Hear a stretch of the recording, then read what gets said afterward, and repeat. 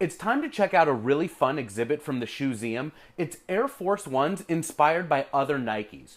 Remember that the Air Force One was the first Nike basketball shoe to feature air technology. It was introduced in 1982, named after the plane that the president flies in, and it was designed by Bruce Kilgore. This exhibit contains 24 pairs. A dozen of them are Air Force Ones, and another dozen are pivotal Nike shoes that were the inspiration for that Air Force One. I want to start right up here with the Air Safari. Come on over here and let's check it out. A lot of these shoes came out in 2007 to commemorate the 25th anniversary of the Air Force One. Over here, you'll see a safaried out Air Force One low. Very cool details. The upper of the shoe matches perfectly the Air Safari, which was introduced by Nike in 1987, designed by Tinker Hatfield, and released as part of a pack of shoes with the Air Max 1 and the Air Trainer 1. This material and colorway was inspired by ostrich print, and Tinker and Mark Parker were inspired by a high-end furniture store in New York where they were looking for inspiration for new fabrics and prints for shoes. Let's move from 1987 to 1988. Over here we have the Air Alpha Force 2. This was Charles Barkley's shoe before he had his own signature line of kicks. Check out the vintage Air Force logo on the tongue with the basketballs. This is actually a Supreme Max version of the Air Force One, which means that there's visible Max Air back here. We said that the Air Force One was the first basketball shoe to feature air. Visible air didn't happen in basketball shoes until the Air Revolution. Here's the original Air Alpha Force, Philadelphia 76ers colors. Charles Barkley wore this shoe, super duper cool. You gotta love the matching Velcro straps, the Air Force logos. They did a great job with these. From 88, let's move to 1990. A classic running shoe, the Air Max 90 in infrared. And here's the Air Force One version of it. Similar materials with this suede. The back heel tab has this plastic heart-looking logo. Very, very cool details on this shoe, and let's compare it with the classic version of the infrared Air Max 90. And of course, we'll look at the back again and check out that heart-shaped logo. From 1990, we'll look at another shoe in 1990. Here we go with a Wildwood, a pair of shoes from the ACG line. ACG stands for All Conditions Gear, and this shoe originally was made for trail running. Here's the matching pair of Wildwoods. There's actually a lot of details on the Wildwood that look like the Air Max 90. The swoosh sort of matches the swoosh on the Air Max 90, and also the logos on the heel tab have that similar heart-shaped formation. From the Wildwoods, let's work our way over to the front of the table to a real classic, the Scream Green Huarache, early 90s shoe, also designed by Tinker Hatfield. Here's the OG Huarache. I know usually I've been showing you the Air Force One first, but I can't help it. I just love this shoe. Real exoskeleton on here with this neoprene tongue and inner booty. No swoosh on the upper. Amazing shoe right here in the classic colorway. Nike's going to be retroing this very soon, and it's going to sell out for sure. Huarache means sandal in Spanish. And here is the Air Force One.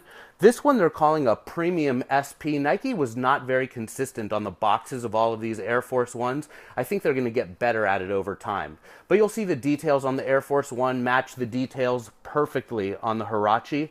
And they have that cool Huarache logo on the tongue right here that you can see matches the logo on the Air Huaraches. Let's move from the Huarache to the Air Moab, which was inspired by the Huarache but made for trail running and named after Moab, Utah. Here is the Air Force One, that iconic purple and orange. The upper looks like a Band-Aid with the speckled midsole, and let's compare it with the Air Moab Quick Strike. Very, very beautiful example of an ACG shoe and an Air Force One made to look like the ACG shoe. More like a high top of the Air Huarache that we were looking at earlier. Let's work our way to another ACG shoe. This one right here is the Air Terra Albus. Terra means land in Spanish, and that's why a lot of ACG shoes are named Terra this and Terra that. Look at the upper, particularly the mesh on here. Matches perfectly the mesh on the upper of this pair of Terra Albuses. The Albus is a low-top version of the Terra Surtig, which was another classic ACG shoe from the early days. Let's work our way to a pair of Air Max 95s. Gotta love this shoe. neon yellow colorway, Air Force One Supreme Max Air, just like those Alpha Force 2s that we looked at earlier. Visible air right here. Whenever Nike does something like this, they always charge a premium for the shoe. I bought these on clearance for $60 at a Nike outlet, and I bought 60 of them. Let's compare it with the classic neon cool gray Air Max 95, inspired by the human body, designed by Sergio Lozano, a beautiful classic shoe. I remember I was at Nike Town, San Francisco when they released the 95 with the infrared 90, and they teased us with the silver bullet Air Max 97, which was actually a hyperstrike and was much tougher to get than this shoe and the infrared 90. Let's go to the front of the table. 1991. We'll check out these Air Force 180s, another Charles Barkley shoe. Charles wore this shoe in Barcelona with the Dream Team. It was his Olympic shoe. Check it out. Amazing. It's called Air 180 because you got 180 degrees of visible air going around the outsole of the shoe. This is one of the classic colorways of the shoe, along with the black, royal, and red. You gotta love them both. And let's compare it with the Air Force One. Very, very beautiful. Of course, we got a gold swoosh on here, which isn't on this, but gold is for the gold medal and the Olympics. Back in 2012, Nike released a pair of high tops that looks like this, that was inspired by these.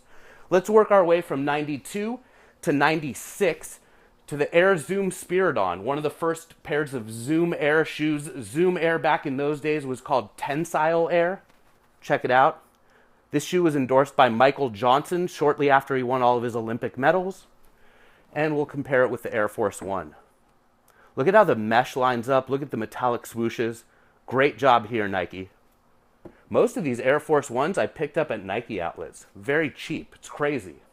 And now, dun dun dun dun, my favorite shoe, the Air Max 97 Classic, and a pair of Air Force One lows made to look like them. Let's start right here with the tongue. Remember that Nike told us that this shoe was designed and inspired after bullet trains, but I talked to the designer, Christian Tresser, and he told me it was inspired by a drop of water and emanating circles like ripples in a pond. I love the 97, full visible air, first time we ever got that from heel to toe. Gotta love the beautiful 3M upper. And let's check out this very rare Air Force One.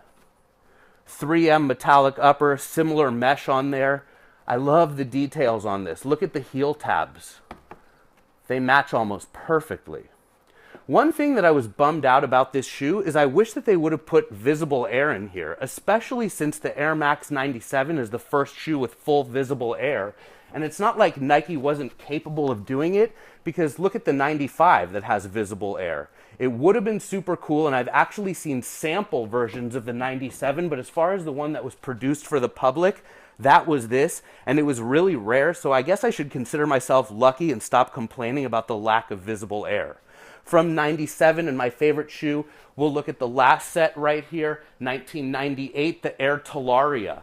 Another one of the first Zoom Air running shoes. This version right here is orange with yellow.